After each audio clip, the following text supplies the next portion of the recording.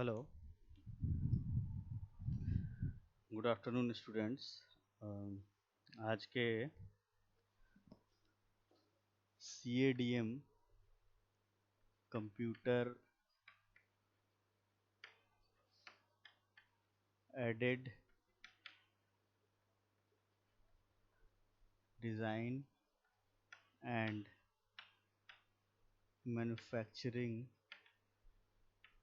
में आज second chapter के बारे में हम पढ़ेंगे, जो कि है कैड कैम के प्रयोग से कैड कैम के प्रयोग से सतह ऑब्लिक ठोस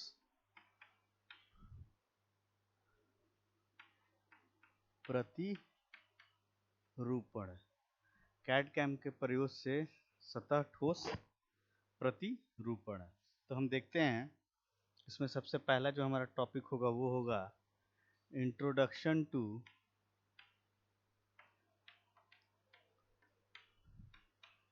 पैरामेट्रिक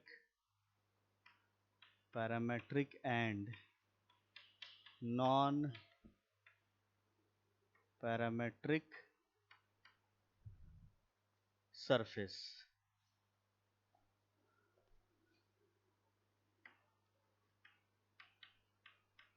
यानी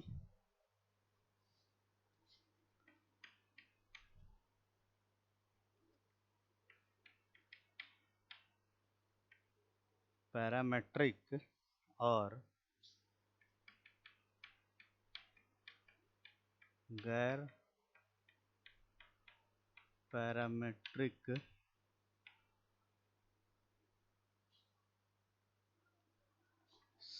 सतह का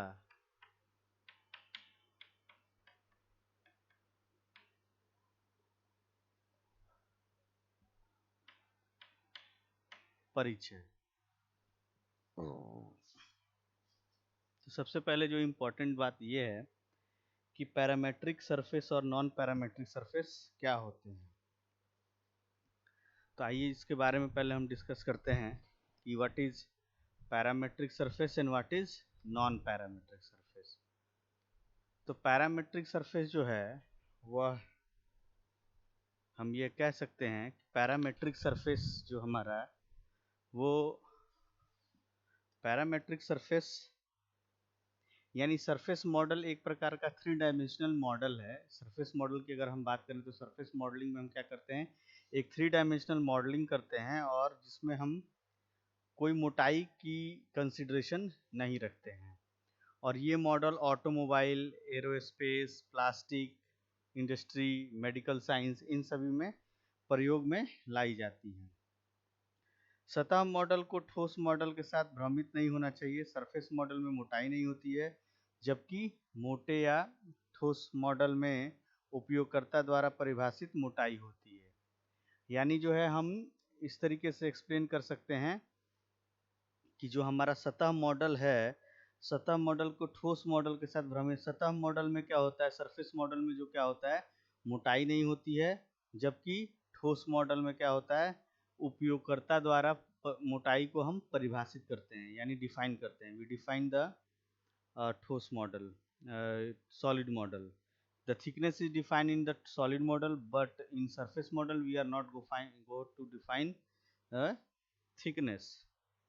अब हम बात करते हैं कि ठोस मॉडल और सतह मॉडल के बीच में क्या अंतर होता है।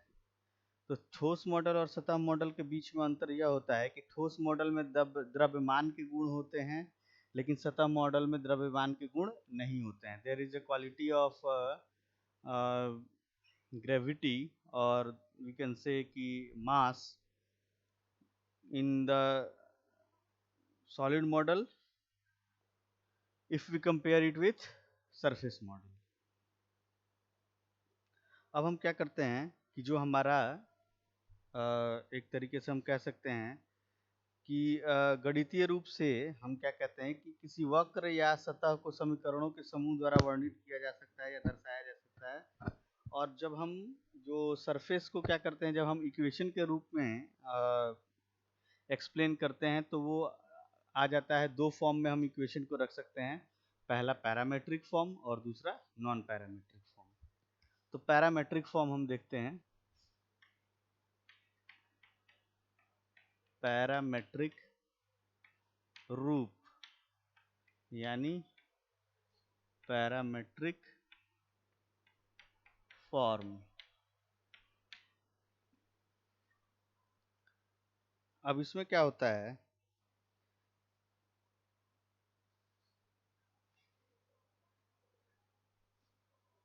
अगर एक बिंदु जो है, एक बिंदु को हमने ले लिया, एक बिंदु जो है वो क्या है, x, y है, और एक वृत्त की परिधि पर एक सर्कल के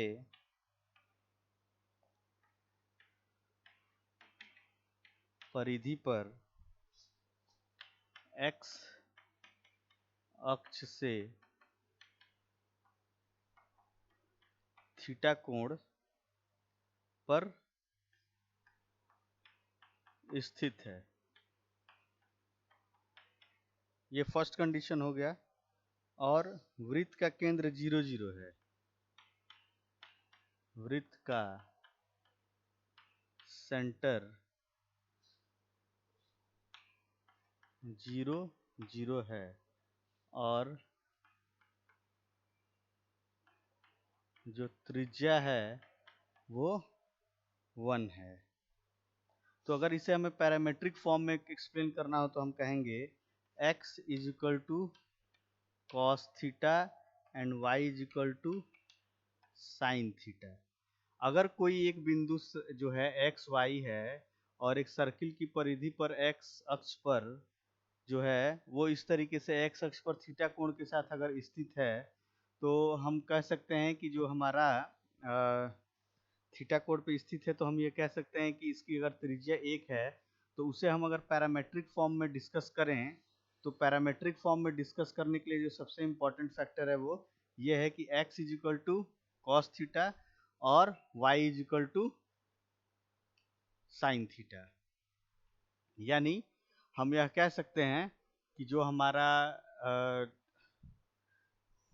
पैरामेट्रिक फॉर्म जो होता है, जब किसी वक्र के समीकरण को इस प्रकार लिखा जाए, यानी जब हम किसी सर्किल के इक्वेशन को अगर हम इस प्रकार लिखें कि वक्र पर स्थित बिंदु के x, y तथा z निर्देशांक किसी अन्य चर यानी किसी अन्य वेरिएबल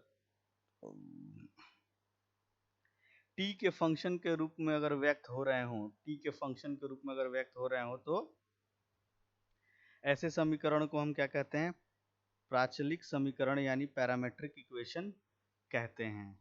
और जहाँ चर जो है t यानी जो वेरिएबल t है वो प्राचाल कहलाता है, पैरामीटर कहलाता है।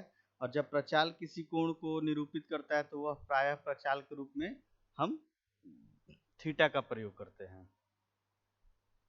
जैसे कि हमने एग्जाम्पल लिया कि एक कोई बिंदु है एक्स वाई और एक सर्किल के सरकमफ्रेंस पर एक्स अक्ष से थीटा कोण पर स्थित है, तो वृत्त का अगर सेंटर हमने माना है 0, 0 है और रेडियस 1 है, तो जो पैरामेट्रिक फॉर्म का इक्वेशन आएगा वो x is equal to cos theta और y is equal to sine theta आ जाएगा। अब हम बात करते हैं कि पैरामेट्रिक सतहों में दो वेरिएबल का एक vector value function P U V अगर है, तो जो है नियमानुसार हम क्या करेंगे, पी यू वी बराबर X Y Z, function X Y Z हो जाएगा वो। अगर हम ये बात करें कि हमारे पास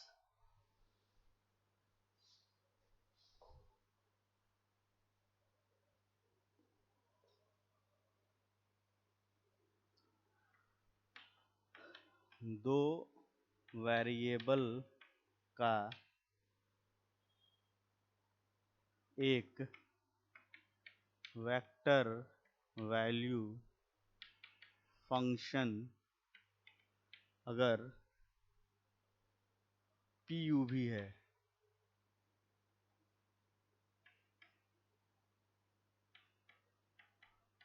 u भी है तो पी यू भी बराबर क्या हो जाएगा, एक्स वाई जेड, जो कि जहाँ एक्स वाई जेड क्या है, ये एक्स वाई जेड जो है वो जहाँ एक्स वाई और जेड बिंदु के स्थिति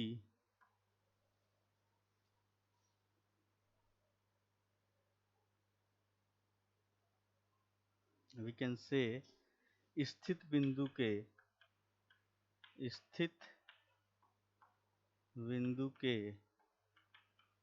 कोऑर्डिनेट्स हैं, स्थित बिंदु के कोऑर्डिनेट्स हैं। यानी अगर हमारा कोई variable vector value function P U V है तो पी यू वी बराबर एक्स वाई जेड, और वो क्या हो जाता है, पी यू वी बराबर एक्स वाई जेड, जहाँ एक्स वाई जेड जो है स्थित बिंदु का कोऑर्डिनेट है। और इससे हम पुनः लिख सकते हैं कि बराबर एक्स यू वी का फंक्शन, वाई यू वी का फंक्शन और जेड यू वी का फंक्शन है। जहाँ तो यह सतह एक पैच हो सकती है या कई पैच के रूप में हम उपयोग कर सकते हैं। तो ये पैरामेट्रिक जो है हमारा इक्वेशन है, ये पैरामेट्रिक फंक्शन हम कह सकते हैं कि ये इस तरीके से हम पैरामेट्रिक जो इक्वेशन है उसको हम लिख सकते हैं। और यह सतह जो है वो किस तरीके से इस्तेमाल हो सकती है, तो यह सतह एक पैच हो सकती है या कई पैच का उपयोग करके निर्मित हो सकती है। कई पैच का उपयोग करके हम जटिल सतहों का भी प्रतिनिधित्व कर सकते हैं, यानी अलग अलग जो सरफेसेज हैं उनको हम पैच बना के और हम अलग अलग जो है उसकी गणना करके हम एक जटिल सतहों का निर्माण कर सकते हैं। तो सबसे इम्पोर्टेंट बात जो हमें पैरामेट्रिक फॉर्म में ये समझ में आया कि ऐसे समीकरण में जो है हम जहाँ वेरिएबल टी हो और किसी पॉइंट को अगर हम निर्देशित कर रहे हों और वो वृत्त की परिधि यानी सरकमफ्रेंस एक्स पर थीटा कोण पर अगर स्थित हो और उसका अगर रेडियस जो है वो रेडियस हम एक तरीके से कहें कि 1 हो और कोऑर्डिनेट 0 0 हो, तो उस कंडीशन में जो है हम क्या कह सकते हैं, उस कंडीशन में जो हमारा पैरामेट्रिक जो इक्वेशन है वो इस तरीके से डिस्प्ले किया जा सकता है, x बराबर कॉस थीटा और y बराबर साइन थीटा। अब हम जो है पैरामेट्रिक स्पेस को अगर हम बात करें तो पैरामेट्रिक डिजाइन जो है, पैरामेट्रिक डिजाइन विभिन्न कारणों से कंप्यूटर एडेड डिजाइन में बहुत लोकप्रिय है। यानी जो पैरामेट्रिक जो हमारा डिजाइन है वो विभिन्न जो हमारे डिफरेंट जो एक तरीके से हम कह सकते हैं कि कॉजेज हैं उसमें बहुत ज़्यादा ये इसकी पब्लिसिटी है। और इसमें हम क्या करते हैं कि जो वेरिएबल है उसका पृथक्करण कर सकते हैं। यानी हम कह सकते हैं कि जो हमारा पैरामेट्रिक डिज़ाइन है उस पैरामेट्रिक डिज़ाइन से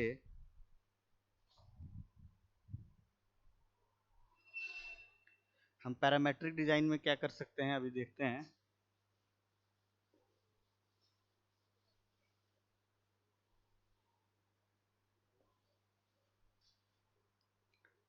अगर हम बात करें कि जो हमारा पैरामेट्रिक स्पेस जो होता है वो किस तरीके से होता है, अगर ये u है और ये v है तो हम इस तरीके से इंटीग्रेट कर सकते हैं।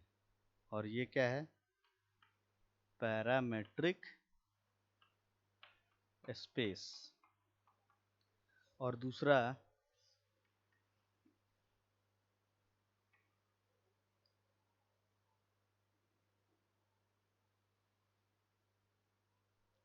p जो है वो uv का फंक्शन है और इधर हमने v दर्शाया है और इधर हमने u दर्शाया है।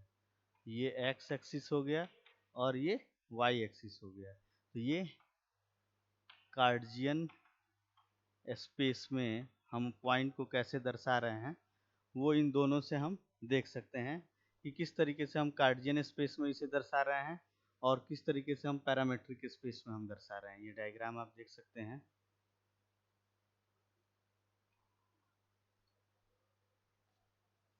First diagram one is parametric space and second diagram is Cartesian space.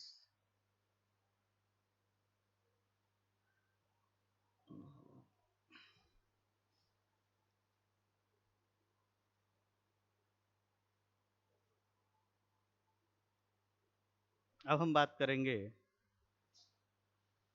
जो हमारा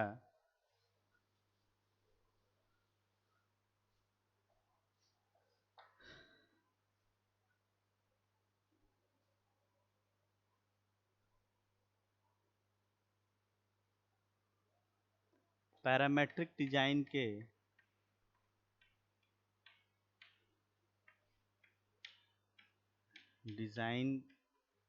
के लोकप्रियता के कारण, यानी कैड में, ऑटो कैड या कैड कैम में जो हमारा पैरामेट्रिक सरफेस है, पैरामेट्रिक डिजाइन है, वो क्यों लोकप्रिय है, इसे हम देखते हैं। तो पहला हमारा आता है फर्स्ट वन, चर का पृथक्करण। चर का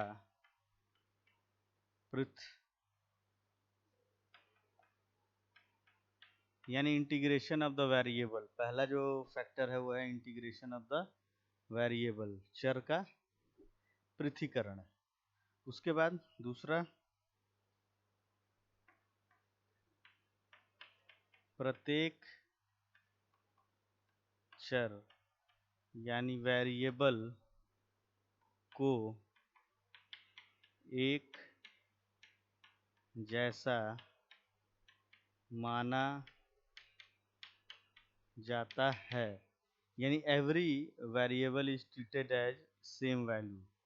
प्रत्येक चर को हम एक तरीके का मानते हैं। तीसरा, स्वतंत्रता नियंत्रण की अधिक डिग्री, यानी जो स्वतंत्रता ऑब्लिक नियंत्रण की अधिक डिग्री, यानी फ्लेक्सिबिलिटी जो है हम इसकी अधिक कर देते हैं, इसकी स्वतंत्रता और नियंत्रण की। फिर चौथा,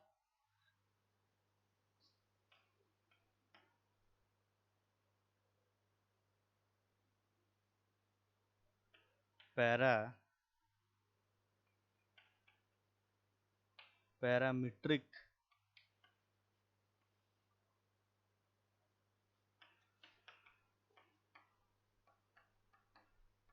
समीकरणों को सीधे रूपांतरित किया जा सकता है, को सीधे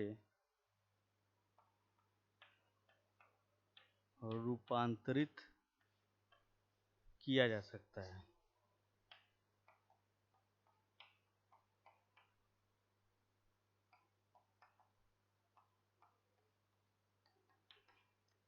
यानी ये चार जो फैक्टर्स हैं, पहला जो हमारा वेरिएबल है उसका पृथक्करण, यानी integration of the variable, we have to disintegrate और we have to differentiate the variable.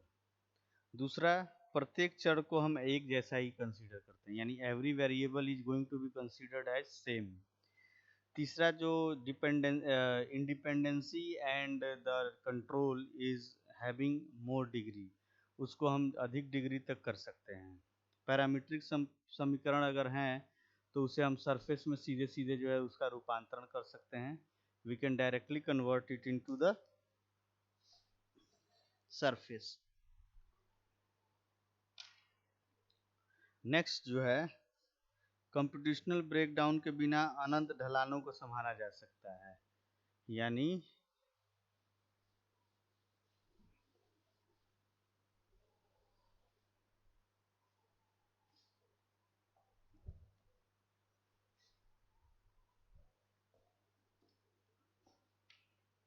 पांचवा जो है कंप्यूटेशनल ब्रेक डाउन के बिना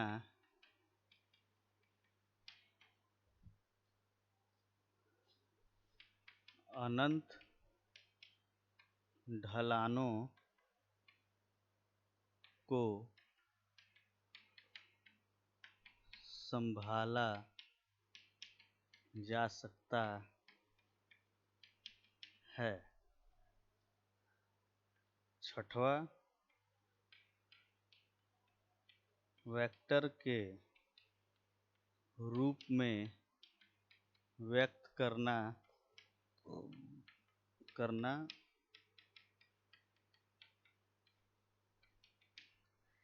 यानी ये जो हमारे दो और रीजन्स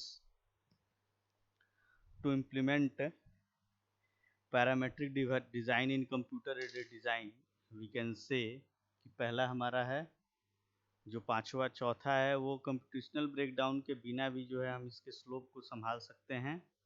और नेक्स्ट जो है वो क्या कर सकते हैं, वेक्टर के रूप में हम इसे व्यक्त कर सकते हैं। यानी 6 जो हमारे इम्पॉर्टेंट रीजन्स हैं जिसके वजह से जो है हम कंप्यूटर एडेड डिज़ाइन में पैरामेट्रिक डिज़ाइन को प्रीफर करते हैं। The first one is variable can be differentiated. Second one is every variable is considered as same. Third one is the independency and control having greater degree. Parametric equation can be directly converted into parametric surface. Computational breakdown, without computational breakdown we can handle the slope, infinite slope in the surface. It can be easily represented in the form of vector. In the form of vector equation, we can directly convert it, we can directly represent it. अब इसके बाद है non parametric form. इसके बाद जो है parametric design हम लोगों ने देख लिया। पैरामेट्रिक डिज़ाइन के बाद आता है नॉन पैरामेट्रिक फॉर्म।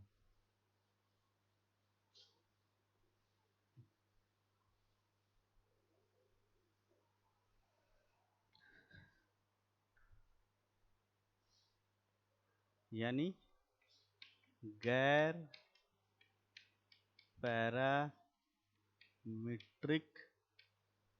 रूप, नॉन पैरामेट्रिक फॉर्म, ये सेकंड टाइप का जो है टाइप है हमारे सरफेस का, जिसे हम कह रहे हैं नॉन पैरामेट्रिक फॉर्म।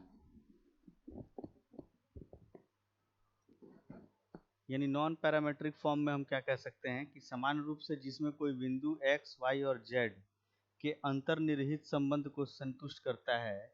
यानी अगर कोई फंक्शन हमारा है वो है f x y और z बराबर 0 है, इसे संतुष्ट करता है, तो सामान्यतः सिंगल स्ट्रेंड्स को ये, तो इसमें क्या हो जाएगा x बराबर g1 yz, y बराबर g2 xz, z बराबर g3 xy। और जो डायग्राम है वो ये है कि y एक्सिस, ये x एक्सिस, और इसमें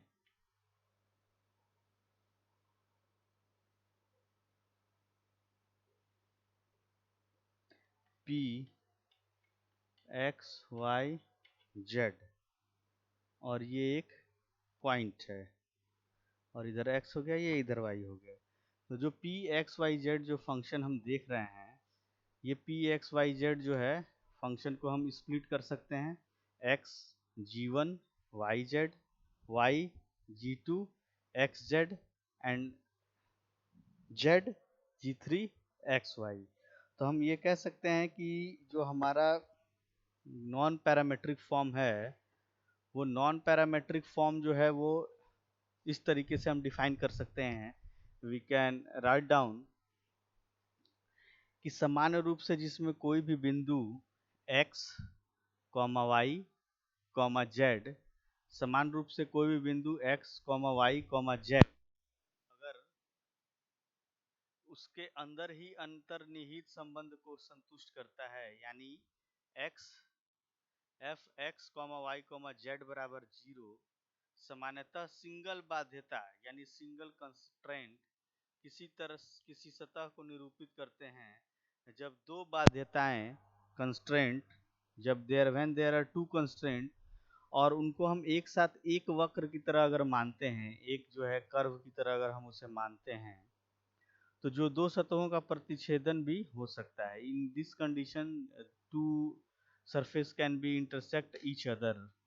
तो हम इस कंडीशन में क्या करते हैं कि जो हमारा कंस्ट्रेंट है, अगर दो कंस्ट्रेंट को हम एक साथ एक वक्र की तरह मान लें, एक जो सर्किल की तरह मान लें, तो उनका दो सतह जो है वो प्रतिच्छेदन भी हो सकता है। इन्हें स्पष्ट रूप से निम्नलिखित रूप से व्यक्त किया जा सकता है। हम लोगों ने इक्वेशन के फॉर्म में इसे व्यक्त भी किया है कि how it is going to be defined. तो अगर हमने देखा डायग्राम में कि एक पी पॉइंट है, फंक्शन है एक्स वाई जेड का, और उसे हम अगर एफ फंक्शन में ले लें, तो x g1 xz, y g2 xz and z g3 xy समान तौर पर सतह या सतह के पैच को विश्लेषणात्मक रूप से निम्न समीकरण द्वारा दर्शाया जा सकता है। अगर p x y z जो है वो x y z का अगर फंक्शन है, तो x y और f x y, जहाँ p जो है वो एक स्थिति वेक्टर है। हम ये कह सकते हैं कि p जो है हमारा स्थिति वेक्टर है। यानी हम अगर जो सरफेस के पैच है उसको अगर हम एनालिटिकली अगर हम उसे दर्शाएं, तो that is P X Y Z बराबर, अगर उसे हमें दर्शाना हो तो हम दर्शा सकते हैं पी एक्स वाई जेड बराबर एक्स वाई जेड बराबर एक्स वाई और function of X X Y, ये हम दर्शा सकते हैं कि पी एक्स जो एक्स वाई जेड एक वेक्टर है, और इस वेक्टर को हम इस रूप में दर्शा रहे हैं। तो एक्स वाई जेड इसको हम इक्वल कर दे रहे हैं एक्स वाई जेड और एक्स वाई और एफ एक्स वाई, ये हमारा हो जा रहा है। जहाँ पी स्थिति वेक्टर है, इस प्रकार के सतहों के हम विश्लेषणात्मक प्रतिनिधित्व के लिए हम निम्न प्रकार का समीकरण उपयोग करते हैं। अब हम बात करते हैं कि कमांड का उपयोग करके साधारण सतह बनाना, यानी रिवॉल्व सरफेस, रूल्ड सरफेस और 3D सरफेस को हम जो कैसे कमांड का प्रयोग करके बना सकते हैं। How we are going to use command to create some surfaces in the sense कि हम जो है रिवॉल्व सरफेस कैसे बना सकते हैं, रूल्ड सरफेस कैसे बना सकते हैं, और 3D सरफेस कैसे बना सकते हैं। क्योंकि हम जानते हैं कि जो कंप्यूटर एडेड डिज़ाइन की जो सॉफ्टवेयर्स हैं, in that software we have so many commands to create the shapes and size in either in 2D और आइदर इन 3D। तो हम देख सकते हैं कि जो कमांड का उपयोग करके हम साधारण सतह बनाते हैं, तो उसमें रिवॉल्व कमांड होता है, रूल्ड सरफेस होता है, और 3D सरफेस हो, यानी revolve surface, ruled surface and 3D surface. तो इन ये तीन तरीके के जो सरफेस हैं, इन सरफेस को हम क्रिएट करके कैसे हम जो है कमांड की मदद से ये सरफेस बनाते हैं। तो नेक्स्ट लेक्चर सीरीज में जो है हम लोग ये देखेंगे कि कमांड का उपयोग करके साधारण सतह हम कैसे बनाते हैं, और उस साधारण सतह में हम तीन टाइप के सतह देखेंगे। पहला जो है वो है रिवॉल्व सरफेस यानी परिक्रमण सतह, दूसरा जो है वो रूल्ड सरफेस, और तीसरा जो है 3 डायमेंशनल सरफेस यानी त्रिआयामी सरफेस। तो नेक्स्ट लेक्चर सीरीज में हम जो है इसको क्रिएट करके देखेंगे। और अभी जो हम लोगों ने डिस्कस किया वो दो टाइप के सरफेसेस डिस्कस किए, parametric surface and non parametric surface, and how the parametric equation and non-parametric equation is going to be converted into parametric surface and non-parametric surface।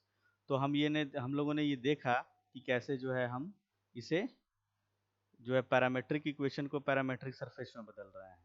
Next lecture series में जो है हम लोग देखेंगे command का उपयोग करके साधारण सतह बनाना।